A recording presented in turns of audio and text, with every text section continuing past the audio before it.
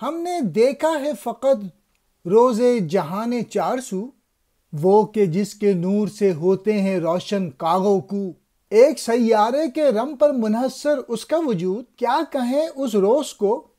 جو کچھ نہیں جز رفت بود، اے خوشا وہ روز جو آزاد ہے ایام سے، صبح نا واقف ہے جس کی نیم و روز و شام سے، نور سے اس روز کے روشن اگر ہو جائے جان، دیکھیں ہم مانند رنگ آواز کو بھی بے گماں، غیب اس کی تابش پہم سے بنتا ہے حضور، اس کی نوبت جاویداں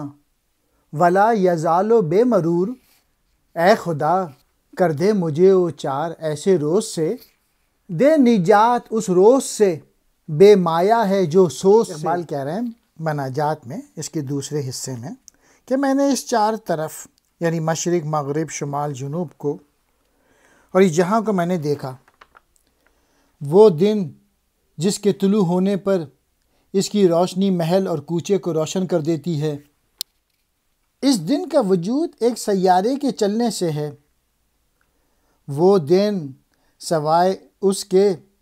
کہ تو کہے کہ وہ تھا اور چلا گیا کچھ نہیں ہے، یعنی اس کا وجود سورج نکلنے سے ہے،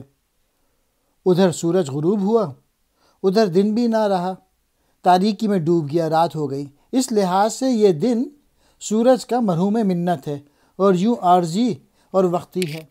وہ دن بڑا ہی مبارک یا اچھا ہے جس کا تعلق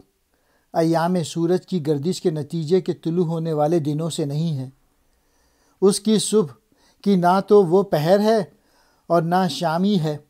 گویا وہ عام دنوں کی طرح عارضی اور وقتی نہیں بلکہ مستقل ہے، اور جو طلوع و غروب سے بے خبر اور بقا کا حامل ہے، اس کا تعلق زمانے کے باطن سے ہے اور اس سے صرف اہل دل یعنی عارف ہی آشنا ہے۔ اگر انسان کی روح ایسے دن سے روشن ہو جائے تو آواز کو رنگ کی طرح دیکھا جا سکتا ہے، گویا عارف کی نگاہ میں وہ بصیرت ہوتی ہے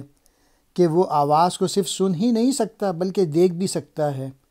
یوں غیب اس کے لیے شہود بن جاتا ہے۔ اس کی وجہ یہ ہے کہ باطنی زمانے سے تعلق کی بنا پر وہ غیر معمولی قوتوں کا مالک ہوتا ہے۔ ہر طرح کا غیب اس کی مذکورہ دن کی روشنی کے باعث حضور کی صورت اختیار کر لیتا ہے یا حضور بن جاتا ہے، اس سے کوئی چیز چھپی نہیں رہتی۔ اس دن یا ایسے دن سے آشنا کا وقت لا یزال اور قید زمانہ سے بلند تر ہوتا ہے۔ اللہ تعالیٰ تو مجھے ایسا دن نصیب فرما اور اس بے سوز دن جو سورج کی گردش کے باعث ہوتا ہے